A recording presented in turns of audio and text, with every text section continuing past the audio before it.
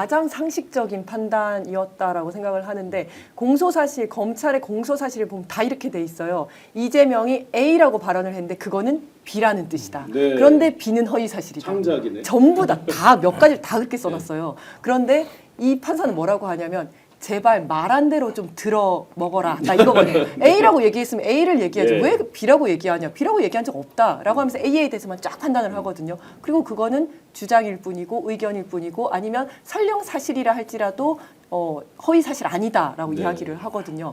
그래서 저는 굉장히 시원했다. 너무나 잘 쓴 판결이다라고 생각하고 사실 초반에 약간 오해를 했었던 걸 좀 사과를 드리고 싶은데 왜냐하면 어떤 오해가 있으셨어요? 왜냐하면 3월 26일 날 선고를 하겠다. 이걸 제대로 보기도 전에 3월 26일 날 선고를 하겠다라고 딱 얘기를 했잖아요. 네. 이 재판부에서. 네. 근데 보수에서 계속 빨리 해야 된다고 얘기하니까 그래 그럼 3월 26일 하겠다라고 얘기하니까 혹시 보수 쪽인가 생각을 맞아요. 조금 맞아요. 걱정을 걱정들이 했었어요. 많았죠. 근데 지금 끝나고 나니까 와 이 자신감. 내가 그때까지 그래 그럼 그때까지 하면 될 거 아니야 라고 하면서 너무나 완벽한 논리를 깔끔하게 정리를 했다라는 네. 측면에서 좀 죄송하다는 생각이 들고 오해를 해서 또 한 가지 오해를 했었던 게 이 재판부가 손준성 검사 맞아요. 무죄를 했던 맞아요. 재판부였어요. 그래서 아니 이 정말 검찰 조직에서 정치에 개입하려던 선거에 개입하려던 국기문란 사건인데 이거를 1심에서 유죄가 나는데 2심에서 무죄로 했다고? 라고 하면서 혹시 윤석열 측 아니야? 라고 조금 오해를 했었는데 사실 그 판결문을 읽어보면 그 내용이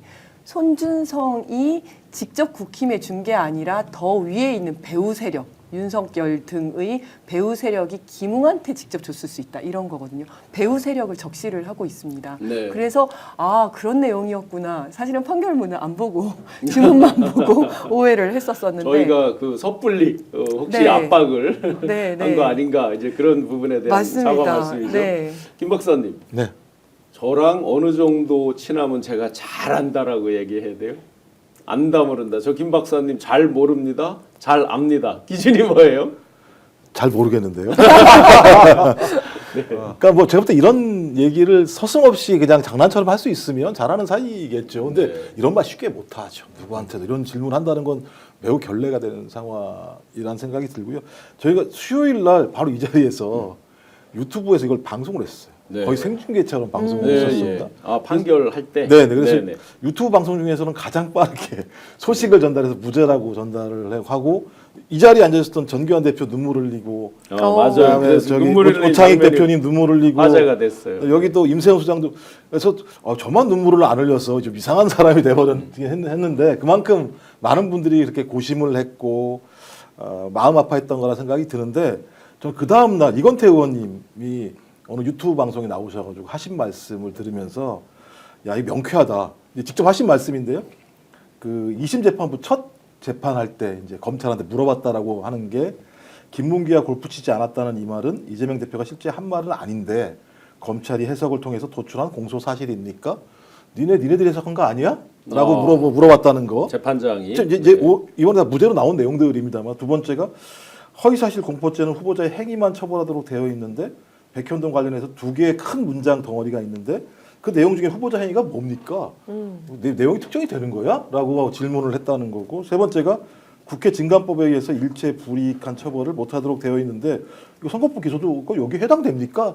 세 가지를 물어본 게 그냥 그대로 그 첫 재판이 지금까지 연결돼서 수요일 날 무죄로 나왔기 때문에 이미 재판부는 충분히 2심 재판부는 판단을 하고 이건 죄가 될 수 없다라는 판단하에 매우 짧은 기간입니다만 충실한 68페이지인가 68쪽인가 되는 내용들을 네. 가지고 적어도 이건 대법원에 올라가도 아무런 문제가 없을 정도의 판단을 3명의 부장판사들이 했다라는 생각이 들고 국민들에게 매우 역사적인 판결이기 때문에 책임 있는 판결문을 썼다라는 생각이 들어서 지금까지 법원에 대해서 너무 화가 났었거든요. 판사들 하는 거 보면서. 근데 그래도 그나마 이런 정의들이 살아있기 때문에 역사가 제대로 된 방향을 갈 수 있구나 생각이 들고 또 이 판결을 통해서 2차적으로 검찰은 반드시 해체돼야 되겠구나라고 하는 부분들을 국민들이 좀 충분히 알 수 있었던 과정이었기 때문에 이제는 좀 한 일은 접고 아까 말씀드린 내란 진압, 화마 진압으로 가는 것 그런 중요한 전환적 계기가 수요일 날 마련됐다고 생각을 합니다. 네, 이렇게 저희는 명쾌하게 생각하는데 의원님, 그 검찰에서는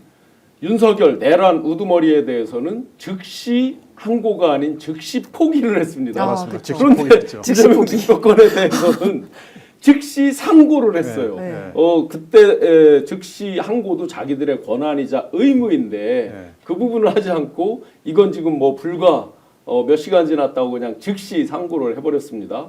그러면 그들이 지금 황당하다, 뭐 전혀 예상 밖이다, 뭐 심지어 특정 재판관 법관들의 뭐 출신 지역까지를 거론하면서 황당한 주장을 펼치는데요. 이 부분은 어떻게 보십니까? 그 검찰이 상고하겠다고 방침을 밝힌 게 판결 선고 끝난 지 2시간도 채 안 돼요. 그러니까 아마 판결문도 다 읽어보지 못했을 거예요. 네. 그런 상태에서 상고하겠다고 발표했거든요. 네. 그래서 방금 말씀하신 대로 윤석열 석방에 대해서는 즉시 항고를 포기했으면서 이 2심 당연한 무죄에 대해서는 그렇게 뿌리 나가지고 상고 방침을 밝힌 거 보면 지금의 윤석열 검찰은 역대 어느 정권에서도 유례를 찾아볼 수 없을 정도로 정치적 중립을 상실한 그렇죠. 한마디로 정권의 앞잡이로 추락했습니다. 본인들이 스스로 그걸 자백한 꼴입니다. 네. 아주 심각한 상황이고 그래서 우리가 이 검찰이 잘못 기소를 해놓으면 또 이걸 믿는 국민들이 있기 때문에 국론이 분열될 수밖에 없어요. 그럼요. 이걸 치유하는데 너무 많은 국력이 소모돼요. 그걸 막기 위해서는 검찰을 반드시 개혁해야 됩니다. 네.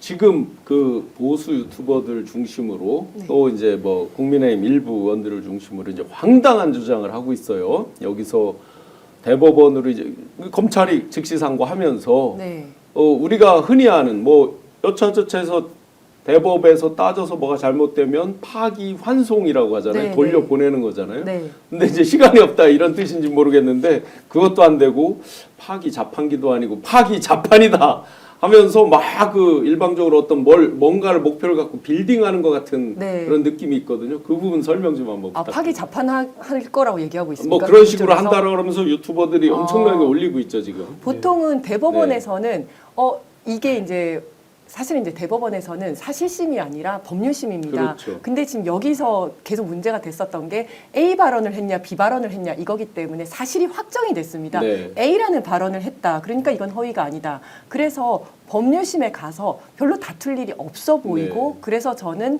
무죄가 확정될 거라고 생각을 합니다만은 설령 문제가 생겨서 유죄 취지라 할지라도 유죄 취지로 보통 환송이 됩니다. 그렇죠. 다시 환송이 돼서 다시 그 취지로 재판을 해라라고 하면 633의 원칙이 그대로 정해지더라도 3개월 더 있다가 내려와서 3개월 더 있다가 적어도 6개월 더 있어야 되는 네네. 거거든요. 파기 환송이 된다 할지라도. 네. 그런데 지금 극우에서 주장하는 거는 그쪽에서 바로 대법원에서 바로 이거는 유죄니까 유죄 이렇게 하겠다는 거잖아요. 직권으로 이제 파기 자판 뭐 하면서 전원 회의체, 전원 합의체 회부한다 뭐 이런 식의 이제 막 자기들끼리 북치고 깽가리치고 막 하고 있어요. 그게 불가능하지는 않는 걸로 압니다만은 네. 그런 사례는 거의 보지 못했습니다. 의원님 만약에 그렇게 전원 합의체를 대법원장 직권으로 하려면 사실상 대법원의 구성원을 완벽히 다 어떤 한 세력이 장악했다.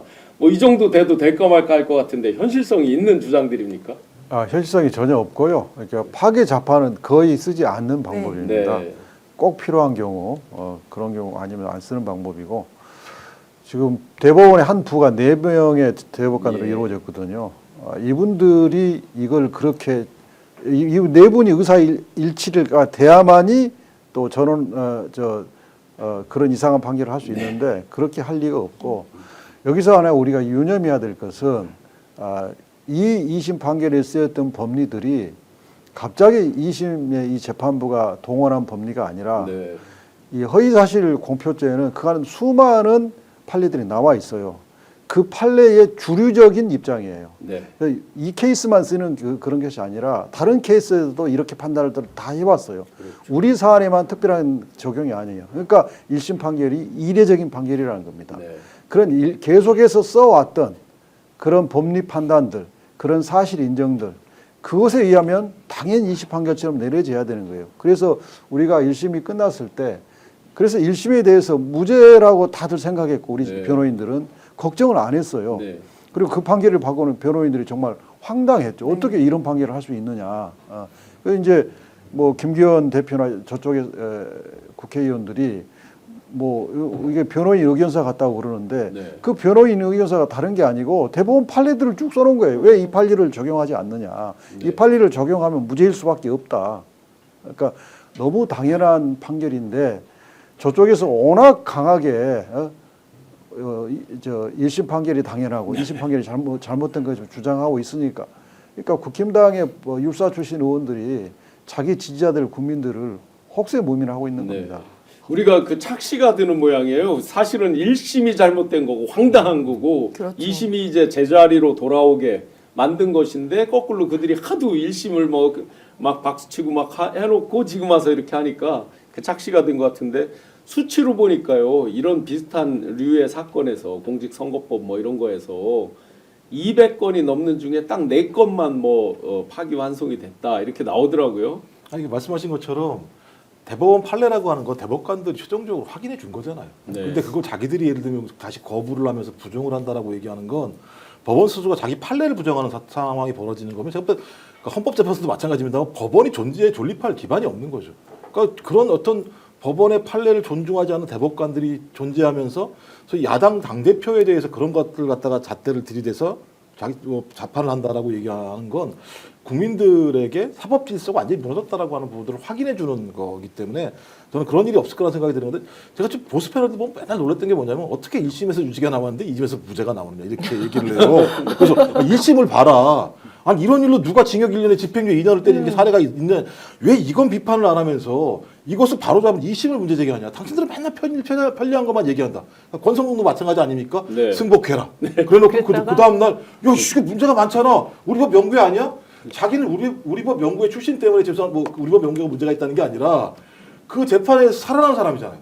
정치를 할 수 있게 해준 우리 법 연구회 출신이 재판을 해서 자기를 무죄를 주면 이 사람은 제대로 된 판결을 한 것이고 그것을 예를 들어서 이재명 당선인에서 무죄를 주면 대단히 문제가 많은 판결을 한 것이고 이런 식의 잣대를 가지고 본인도 검사 출신에 그다음에 국회의원이면 헌법 앞에 자기가 맹세를 하는 거 아니겠습니까?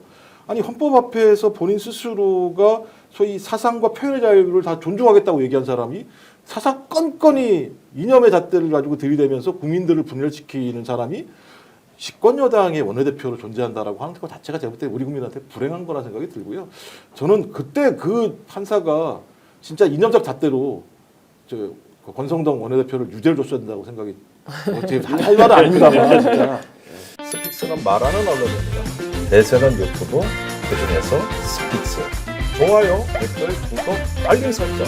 여러분이 저희를 사랑해 주시고 우리가 여러분을 사랑하는 4가지 방법입니다.